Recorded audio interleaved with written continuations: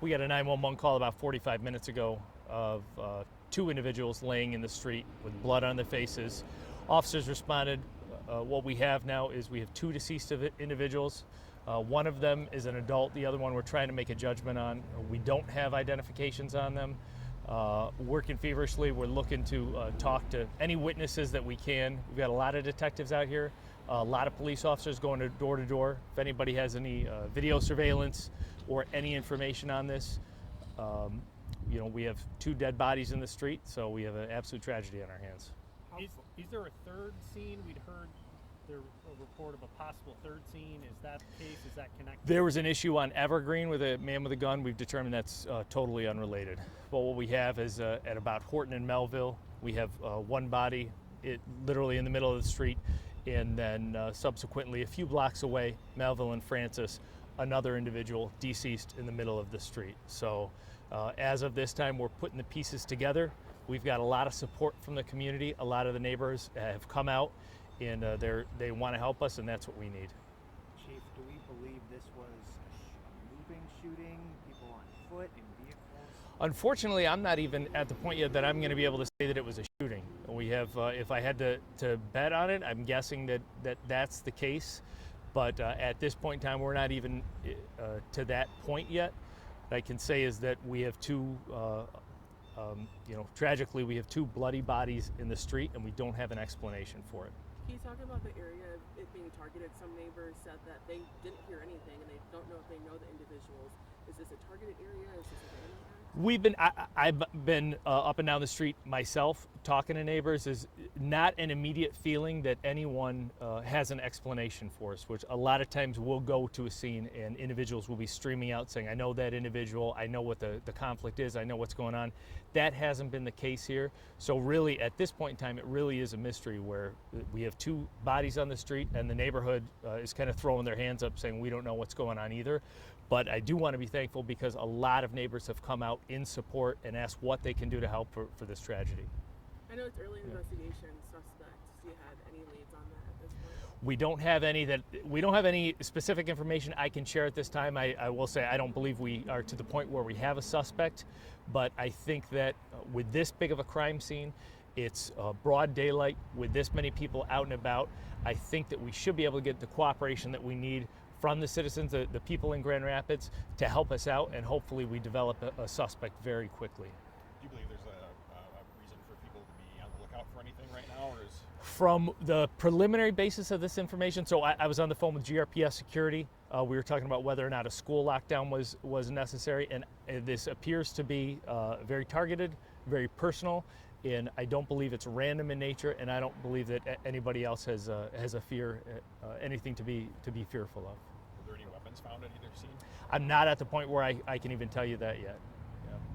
Chief, how many blocks does this span? It seems pretty... Yeah, we've got a crime scene that goes, I would say, about 4 total blocks.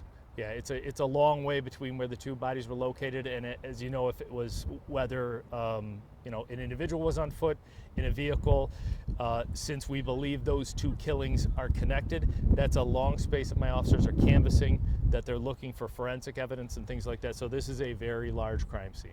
And talk about, you just said it was in broad daylight. People are outside. Yeah. What do you have to say to the neighbors who are saying, hey, this is my block, this doesn't happen often? Well, I'm picking up on that. That's exactly what if you guys look down that block, you'll see people are on their porch, people are talking to the police. They came out. This is not something that this neighborhood's going to tolerate. This is not something that anyone should ever tolerate. And so I'm thankful for the support of the neighbors coming out and talking to us, and I know they want answers.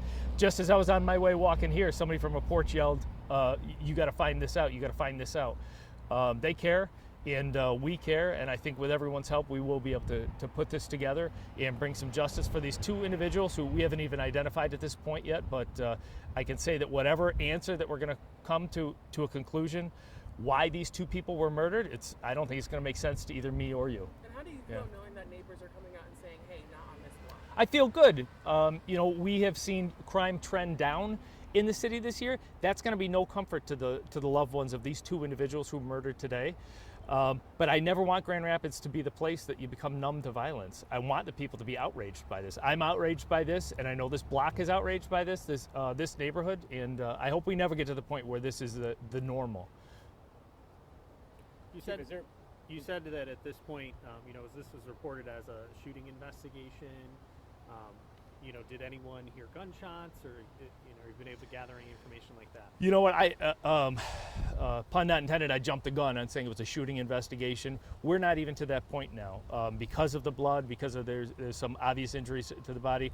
We went forward and said that it was likely a shooting investigation, but we're going to backtrack on that and say it is a murder investigation.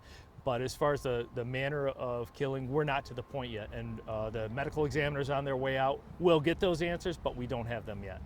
You know who called this in? Was it just bystanders or someone just walking down the street? Yeah, we got several 911 calls, and the 911 calls were individuals in the street bloody is what it was. There was not a call of a shooting, a stabbing, anything like that. So it really is one of those things that from the beginning, it's a mystery. I think that we will be able to put it together and get some answers soon. I just don't have them yet. What can people do to help?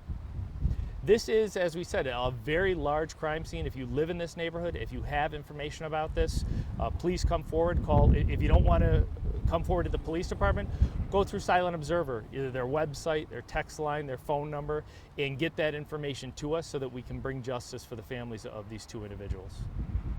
Is there a third location? I heard.